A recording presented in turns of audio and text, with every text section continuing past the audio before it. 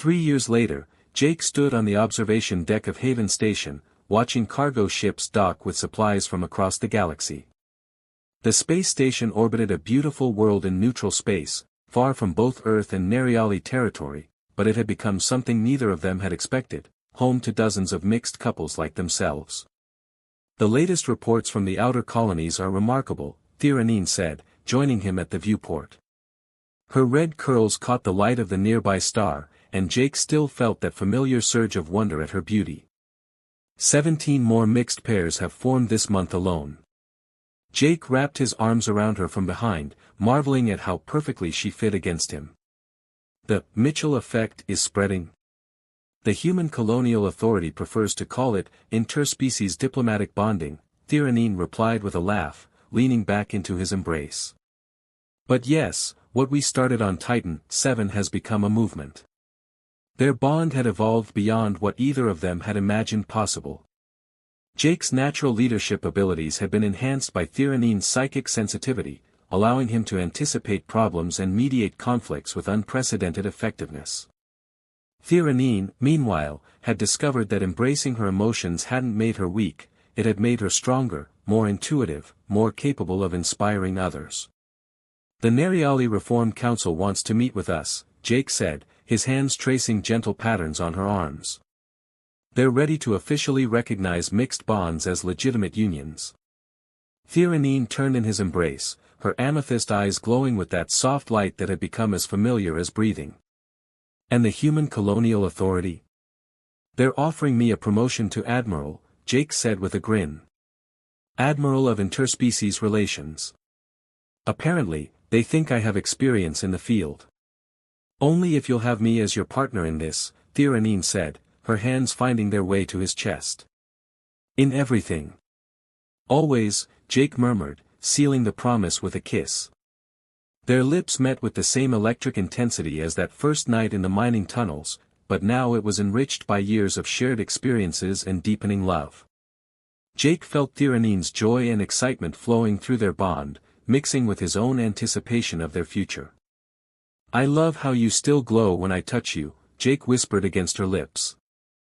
I love how you still make me feel like I'm discovering myself for the first time, Theranine replied, her fingers tangling in his hair.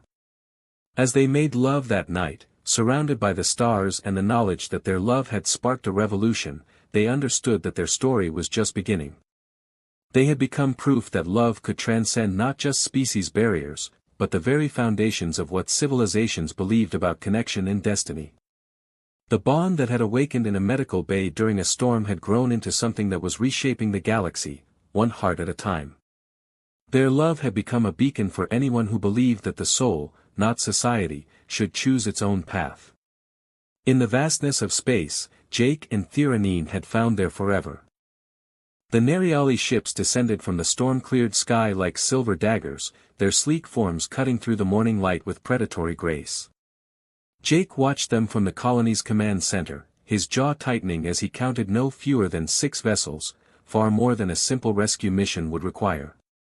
They're not here just for you, he said to Theranine, who stood beside him, her hand unconsciously finding his. Through their growing bond, he could feel her fear and determination intertwining with his own protective fury. High Counselor Vexiar commands the lead vessel, Theranine said, her voice tight with apprehension. He views any deviation from Narali purity as a threat to our entire civilization. The bond between us, he will see it as an abomination.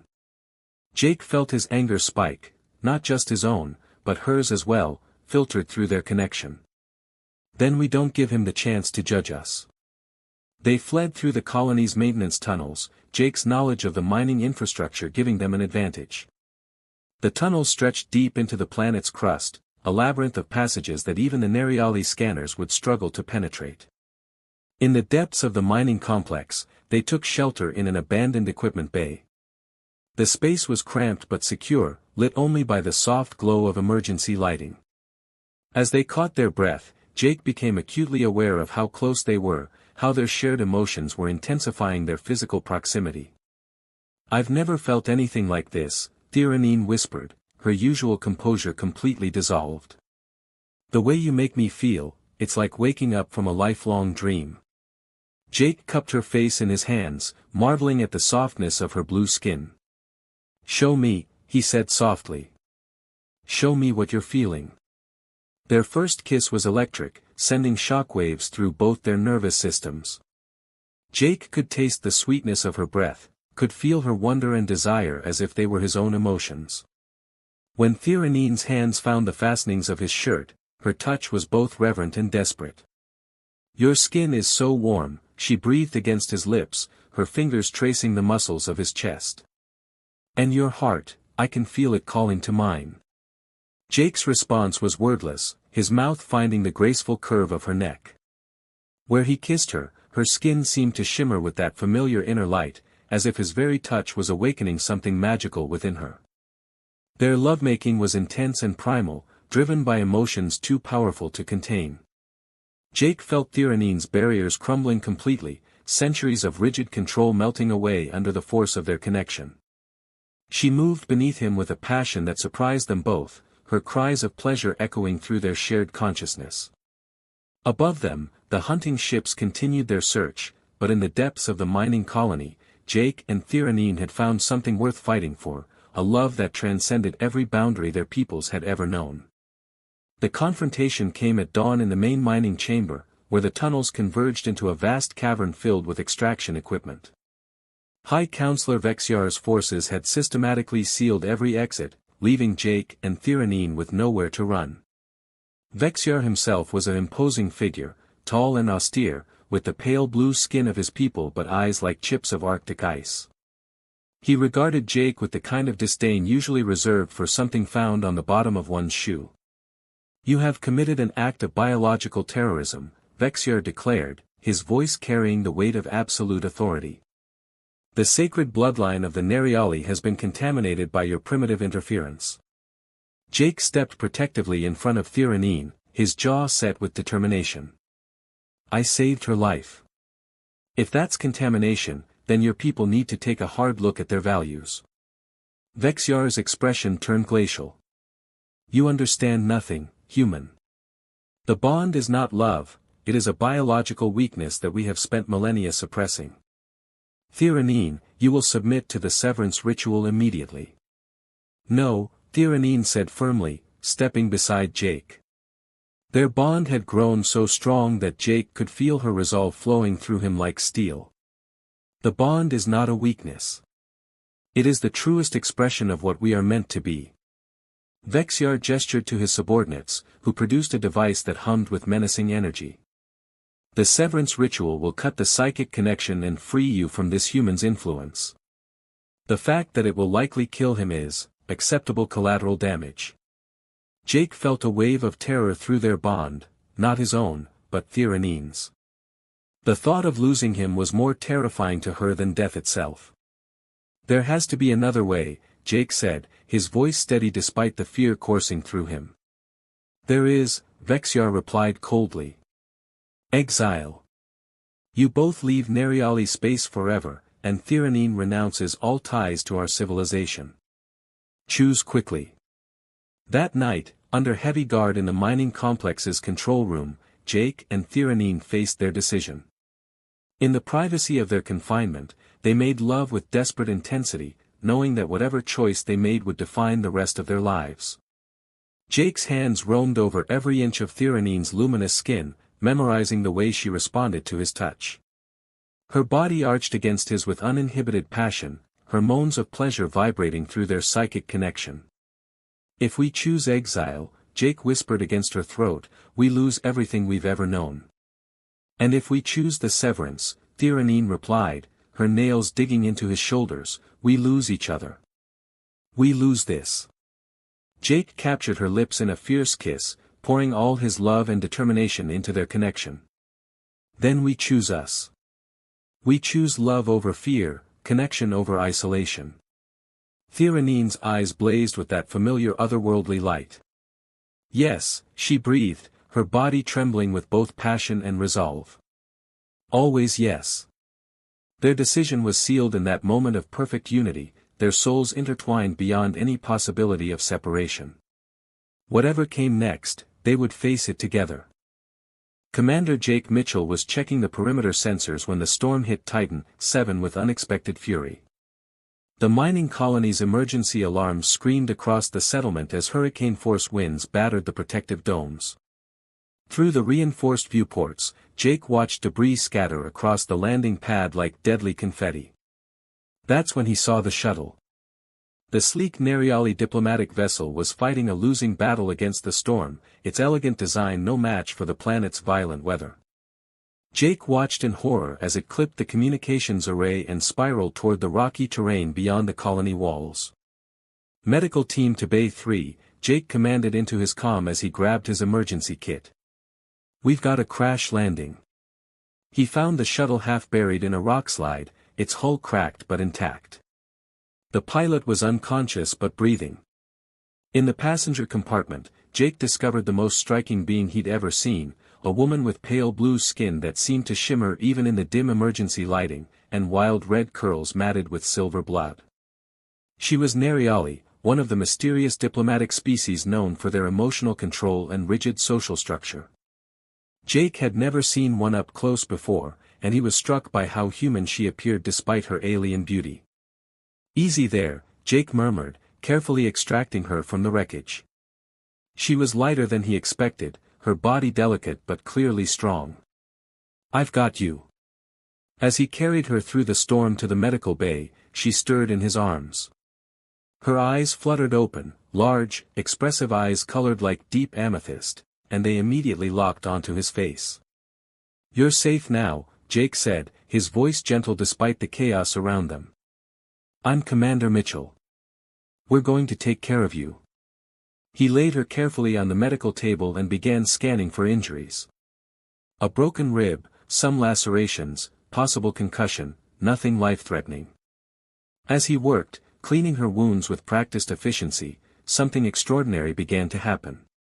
Her amethyst eyes started to glow with an inner light, soft at first, then growing brighter. Her breathing quickened, and her carefully controlled composure began to crack like ice under pressure. This cannot be happening," she whispered in accented but perfect English, her voice trembling with wonder and terror. Jake paused in his examination, concerned. "What can't be happening? Are you in pain?" She stared at him with those glowing eyes, and Jake felt something shift in the air between them, like the moment before lightning strikes. "You have awakened the bond," she breathed. "Among my people, this is sacred. It means you are my destined mate. Forever." Jake helped Theranine sit up on the medical table, her legs still unsteady from the crash and the overwhelming sensations coursing through her body. The glow in her eyes had dimmed slightly, but it hadn't disappeared, casting an otherworldly light across her delicate features. "A bond?" Jake asked, his practical mind struggling to process what she told him. "You mean like, marriage?" Theranine's laugh was shaky, tinged with emotions she'd never been trained to handle.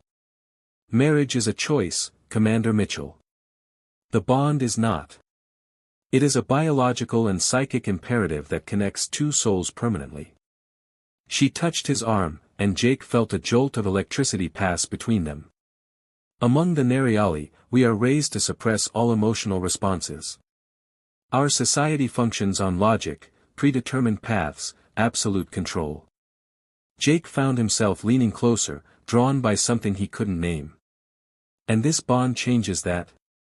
"It obliterates it," Theranine whispered. "When the bond awakens, it creates a connection that transcends physical space. You will begin to feel my emotions as if they were your own. My pain becomes your pain, my joy becomes your joy." Her amethyst eyes searched his face desperately. "And I will experience things forbidden to my people. Passion, spontaneity, the beautiful chaos of uncontrolled feeling." Jake felt a strange tingling sensation in his chest, as if something was stirring to life inside him. "I can feel it already," he said softly. "There's something, warm. Something that isn't quite my own emotion." "The connection has begun," Theranine confirmed, her voice growing stronger even as her hands trembled. "But Jake, you must understand what this means. I am here as part of a diplomatic mission to establish trade relations between our peoples. My bonding with you could be seen as a violation of neutrality, a contamination of our pure bloodline. Jake's protective instincts flared, stronger than usual, fueled by emotions that weren't entirely his own. Contamination? That's ridiculous. You're hurt, and I helped you. If that's contamination, then their system is broken. Thieranine's eyes widened at his fierce response. That fire in your voice. I can feel it in my chest. Is this what humans call passion? Among other things, Jake said, taking her hands in his. Her blue skin was warm to the touch, softer than he'd expected. Thieranine, I don't fully understand what's happening to us, but I know one thing for certain, I'm not going to let anyone hurt you because of it. The glow in her eyes intensified, and Jake felt a surge of something that took his breath away, gratitude, wonder, and something deeper that neither of them was ready to name yet. The bond recognizes compatibility at the soul level, Thieranine explained. That it awakened with you means you are my destined mate, regardless of species or culture. Jake squeezed her hands gently. Then we'll figure this out together.